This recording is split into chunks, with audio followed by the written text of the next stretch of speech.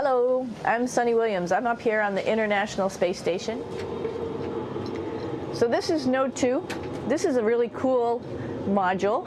Of course, most of these modules you'll see they have 4 sides and they're put together. That way we could sort of work on a flat plane, either a wall, a floor, another wall, or the ceiling. But you know, again, all you have to do is turn yourself and your reference changes. The reason I'm bringing that up is because this is where 4 out of 6 of us sleep. And so people always ask about sleeping in space. Do you lie down? Are you in a bed? Not really, because it doesn't matter. You don't really have the sensation of lying down. You just sit in your sleeping bag. So here's one sleep station right here. I'm going in right now. You can follow me if you want. So I'm inside. It's sort of like a little phone booth, but it's pretty comfy. I've got a sleeping bag right here that we sleep in, so we don't have sort of like a little bit of a cover. We don't fly all over the place. But you know, you can sleep in any orientation. I have it sleeping, feeling like I'm standing up right now, but like you saw, I'm on the floor. But it doesn't matter if I turn over and I sleep upside down. I can't have it, I don't have any sensation in my head that tells me that I'm upside down, so it really doesn't matter. The sleep station is also like a little office. We've got a computer in here. As you can see, we've got a couple little toys. I've got some books. I've got some clothes and other things that make it sort of like home. I'm coming out. And just for reference, that's one sleep station. This one's another. Right here. There's one on the ceiling, if you want to call it. Right here. And then there's a 4th on the other wall over here. So all of us sleep in a little bit of a circle. All right, come on back. There's more to show you.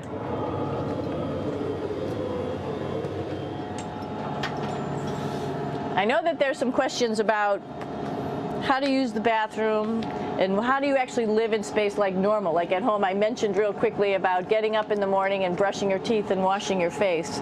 Well, how do you do that? Well, here is the bathroom essentially. You get up in the morning and we have a little kit and it has all the essential things that you need, like your toothbrush and toothpaste and brush. See how much better the brush makes my hair look? I'm just joking. It still stands up straight. It doesn't matter where you are. It's always going to stand up straight while you're up in space. A lot of people ask about toothbrush and toothpaste. So, luckily enough, toothpaste, you can do it upside right this way, is sticky, and so it sticks to your toothbrush. No problem. Another cool thing is that water sticks to your toothbrush too. If you can see it, I'll have some water come out. The water is pretty neat up in space. It'll stick to your toothbrush and it will make a big bubble, and that's just by surface tension. And then you can drink it. So a lot of people ask about what do you do with the toothpaste after you brush your teeth.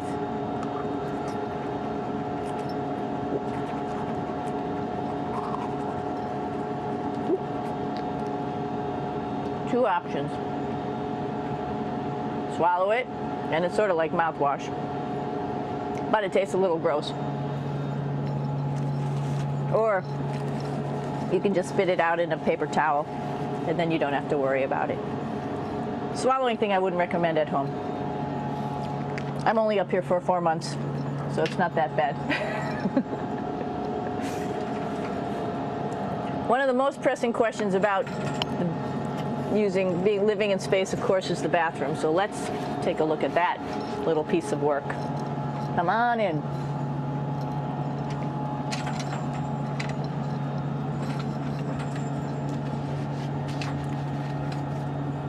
Here we are at the throne. This is awesome. You might see the little You might have noticed the little moon on the outside. This is our orbital outhouse right here.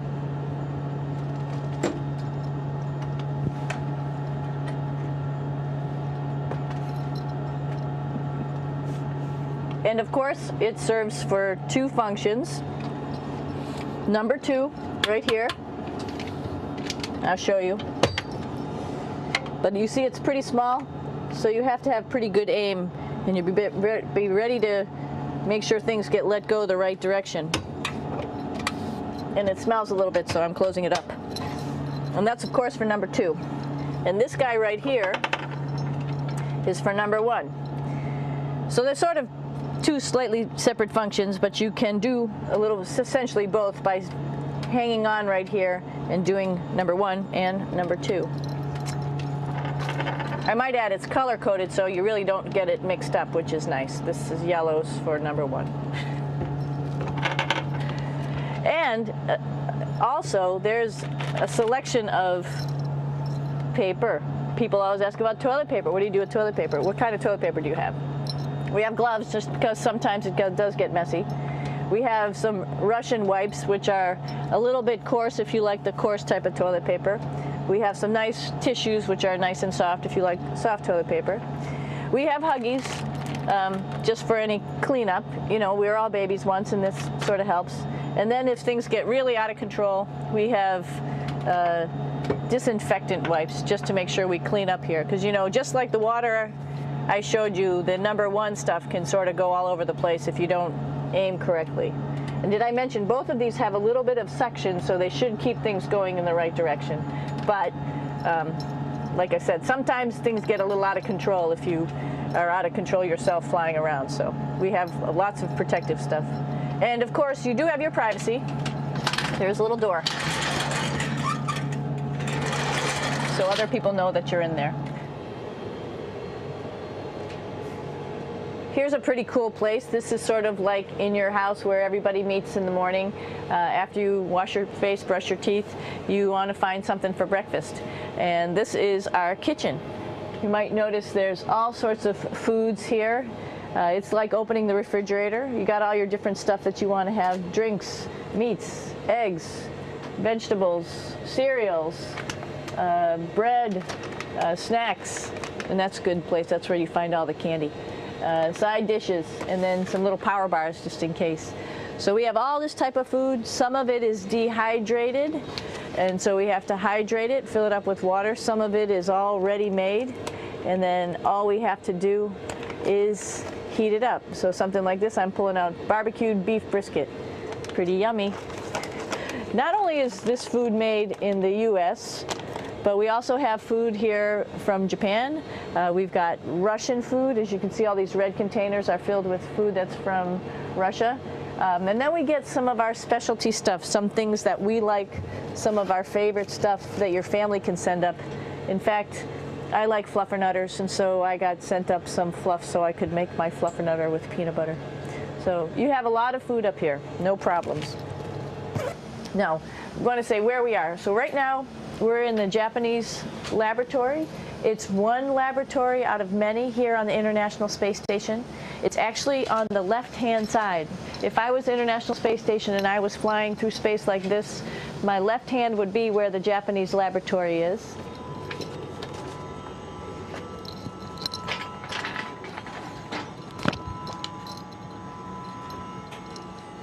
So now again, we're on the right-hand side, all the way on the right of the International Space Station.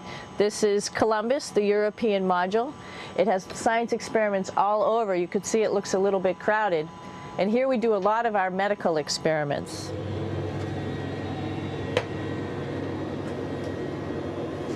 Here we are in the US laboratory. Again, this is a laboratory with science experiments on all of the walls here, all sorts of stuff that we do. And one of the things we also do is we exercise. We have some exercise equipment on board the space station. We need to do that because we lose bone density and muscle mass while we're up here, and that's a result of not having to fight against gravity. So how we keep ourselves in shape are with a bike, a treadmill, and a weightlifting machine. This is the bike, You notice the clip pedals. So all you need to do is actually clip your feet in, and then you can start pedaling. You don't need a seat because you don't sit down. Actually, I haven't sat down for 6 months now, so you don't need any type of seat. Just make sure you're held in with your pedals. You probably see that the bike bounces around a little bit. As I move it, it's not steady and held to the wall firmly. And the reason for that is the space station is pretty big. You saw that there's also solar arrays on the space station. If we start putting any forces into the space station, it's going to make those solar arrays bounce around a little bit. So to prevent that, the machines bounce around a little bit, move around a little bit, and that way we don't put any forces onto the structure of the spacecraft out to the solar arrays. All right, a little farther on. Come on.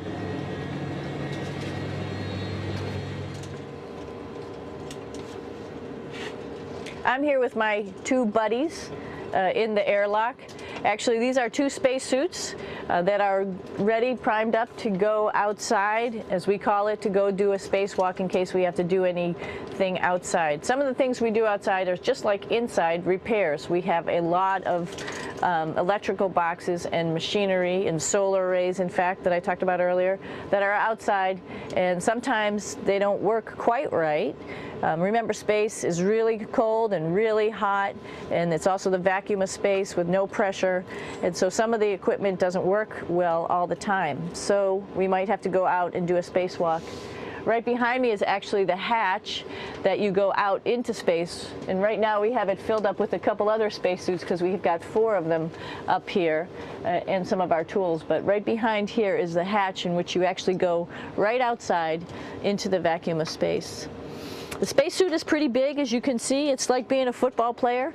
Part of the reason it's so big and bulky is because of this backside, this backpack. It's like going on a hike with a backpack, but the backpack and the suit weighs about 300 pounds. Luckily in space, nothing really weighs anything, so you don't feel that it's so heavy. But we need to have such a big suit because that guy back there is essentially the heart of the spacecraft. I call this actually a spacecraft. It has all the oxygen for you. It has all the carbon dioxide removal system for you. It also has a heating and cooling system to make sure to regulate our body temperatures while we're outside. It also has a computer, so it tells you on a display here if there's anything that's going wrong with the suit, if we're running out of oxygen, if we have too much carbon dioxide, or any type of electrical problem. So it's a pretty awesome little spacecraft, and actually got to go out, use my little spacecraft a couple times, and it worked like a charm. Lucky that it works very nice. You might want to see what the helmet looks like. It's pretty cool too. We don't usually go out like this, so you usually can see when the helmet's open. So you can see what it looks like inside. Somebody's little head would be inside of here. So you can see, you can turn your head all the way around while you're inside of there, but the helmet stays still. So that's determines how far you could see. And it's usually pretty sunny out there, so we have to wear our sunglasses, and this is our sunglasses right here, which make you look pretty cool.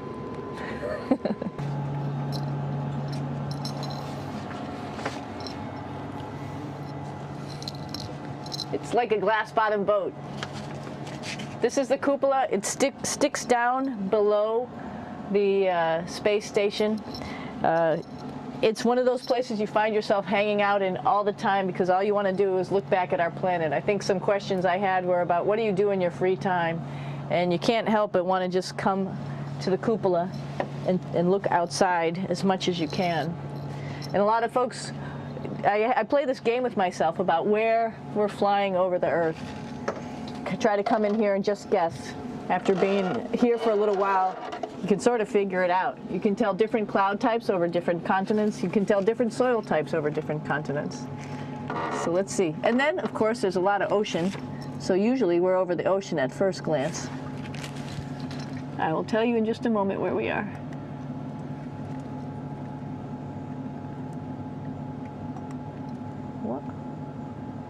There we go. Oh, right now we are right over Africa. It's a little bit cloudy, as you can tell, but we're right over the continent of Africa. Hey, what's that? I think that's a Soyuz spacecraft. That's the spacecraft that's taken us home to planet Earth today. Oh my gosh. We might have to go take a look at that. That's pretty cool. It's a little bit smaller than the rest of the spacecraft, the space station, so you'll see if we go there, it'll be a little bit more crammed. But we're going, you can look all the way back to the back of the spacecraft, which is where the Russian segment is, and then you could look all the way forward to the front of the spacecraft, where the Japanese laboratory, the European laboratory, and the American laboratory are, and then back to the solar arrays where we started this morning when we were looking out the Japanese window.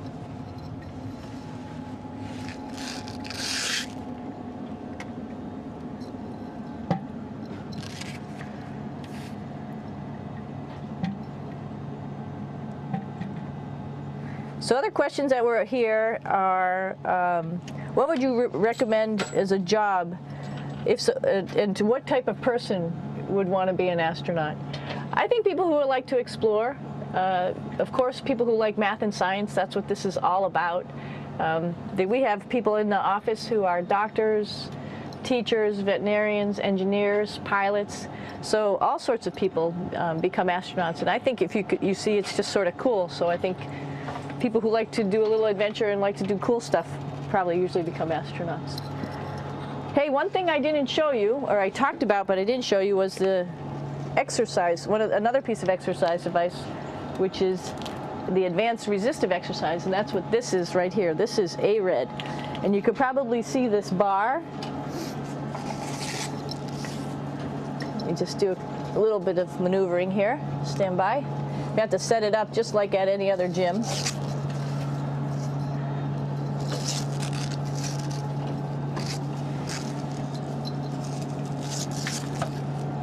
Hold on.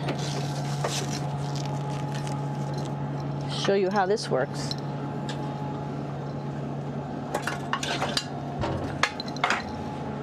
So you can see you can change your attitude just by going from one module to the next, going up from the cupola down here. This is what we call the ARED. And with this, you can lift weights based on vacuum in these cylinders, just like you do at home at a gym. For example, if I wanted to do a squat, I could do it like this. Oops. I should need some weight on this thing. I'm not lifting with anything, so it's too easy. One of the cool things you could do things that you can't do at home. For example, single leg squats with just one leg, because the other leg, you won't fall over. So all sorts of stuff. You can also do bench press. We have a bench that we could add on here, so you can work on your beach muscles.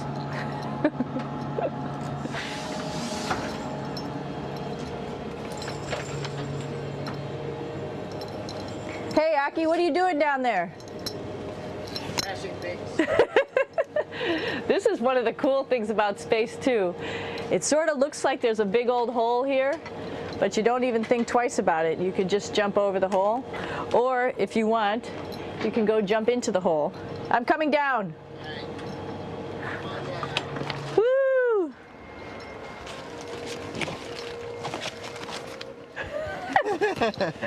Then you can come right back up again, like Superman. Woo!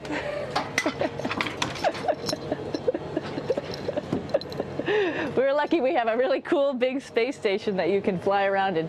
That's actually called the PMM. You might have saw it out the window. It's a big silver canister.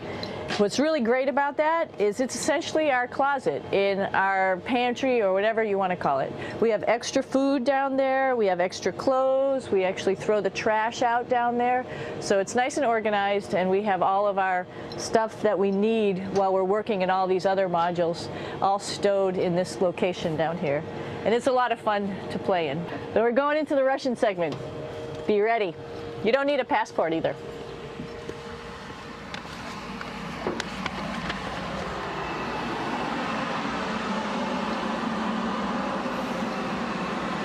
It goes a lot farther back than this. We'll go take a trip and say hello to the boys down there in just a minute. Well, let's do that first, actually, and then we'll go down to the Soyuz at the very end. This is Yevgeny. Hi. Doing a little tour.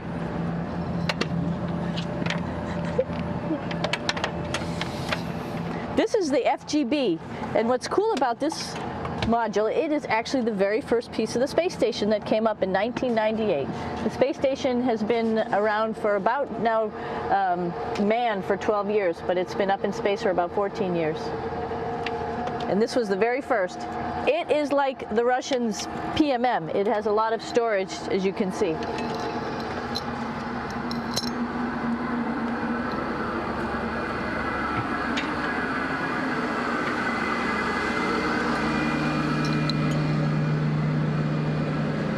Можно? Снимаем. Чуть-чуть. So here we are in the heart of the space station, really. This is the service module. This is the central post. In case we had any problems, I know a couple of the questions were about what type of things do you have to worry about. And some of the things we have to worry about in space are fire. If we had a fire, if we had a depressurization, like we were hit by a micrometeorite and it made a hole, or if we had some type of toxic atmosphere. We use ammonia for our radiator, so there is a possibility that ammonia could come into the vehicle, and then it would be bad for all of us. If we have any of those problems, we come right here, which we call the central post. It is the main heart of the space station. It was also the first computers that came up here that ran the space station. And so behind this wall right here are these main computers. So we gather here as a group of 3 or 6 and then figure out how we're going to either fight the fire, patch the hole, or solve the toxic spill. And what's cool about this module, of course, it's the central post. It also has great windows right down toward Earth. It has controls to fly in visiting spacecraft if they need some assistance right here. It has Russian computers as well as American computers to help us control anything we need to on the space station. It's a couple of our crewmates back there, Oleg Novinsky on the right and Yuri Malenchenko on the left. And there's also a second bathroom here, which is really cool because 6 of us going to one bathroom is really tough. And so there's one bathroom here and one bathroom on the other side where I showed you. And you can probably see on the wall behind Oleg and Yuri some of the heroes of the space program. Sergei Korolev, who was a chief designer of putting men into space, and of course on the right-hand side, Yuri Gagarin, the first man to go into space. So just reminds us of our roots. Yuri, what are you doing? Что делать? Making coffee.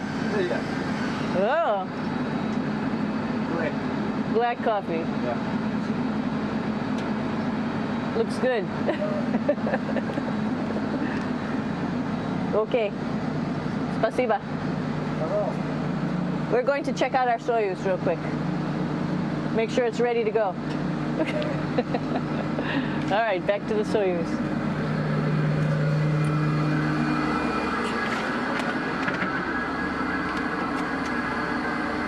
I'm going to stop here just for a quick second. You can see on the Russian spacecraft there's also other modules that stick out, down, and above. Right here is, let's see, I'm trying to be oriented. That's a place where we do spacewalks from for the Russian side. There's Russian spacesuits in here, and also a visiting vehicle which brought fruits and vegetables and becomes a trash container when we undock. Up on this side is also a future place where they're going to do spacewalks from, and connected to it is Kevin's, Oleg's, and Yevgeny's Soyuz spacecraft. And now let's go see ours. Whoa! Извините. No problem. Это пробка.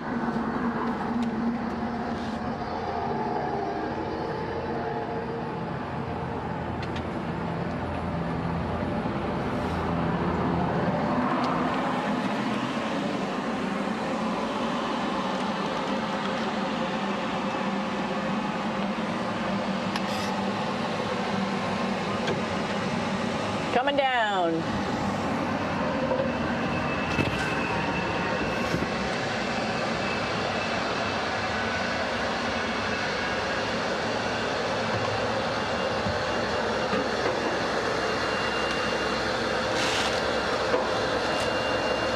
It's a little tricky getting in here.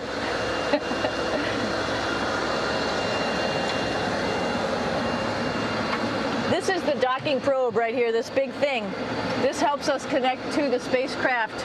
This probe actually sticks into this cone, and that's how the spacecraft, our Soyuz, becomes connected to the ISS initially.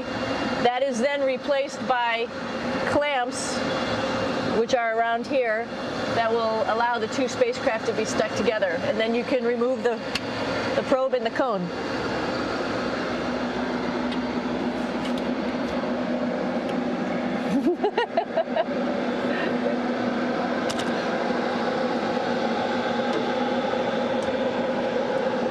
You okay?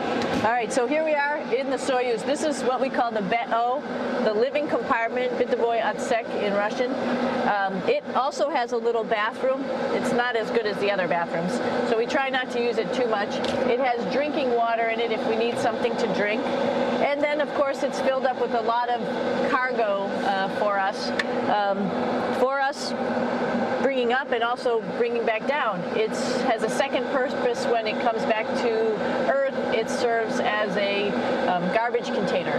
During the descent, we'll get rid of this area right here, and everything that's in it will just burn up as it's coming into the atmosphere, so that way we can get rid of a little bit of trash.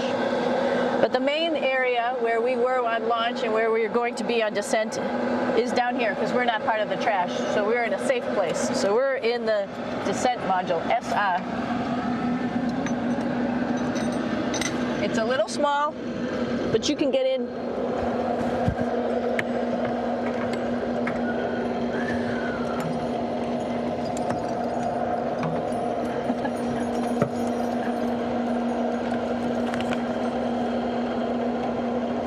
Not sure how well you could see in here. Hold on for a second. I'm going to turn it up this way, just so you could see the hatch and you could see Kevin. It's a little bit small, but we'll come in and show you around.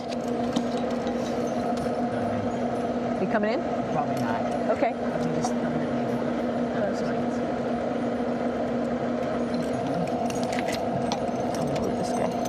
Got to move a couple things. We were just starting to get ready. We're preparing a couple days ago for our ride home. It's a little bit squishy, but everybody asks, how do you sit in the Soyuz? And you sort of sit in your seat like this. The seat is molded to your body, and so you can just sort of squish in here and be pretty relaxed. Everybody has a handmade seat for them.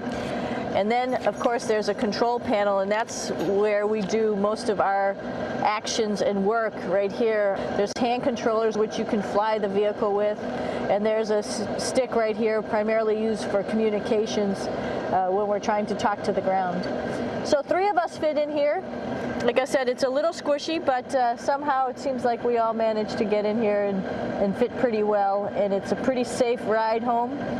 You're probably wondering, what's all this junk behind us? Well, it's all of our parachute, first of all, and then it's all of our survival gear, just in case we end up landing in some strange place on the planet and nobody's there to rescue us right away. We have all sorts of survival gear with us, keeping us safe in here. So they've pretty much thought of everything. And we'll be home on the planet within the next 12 hours. Pretty shocking.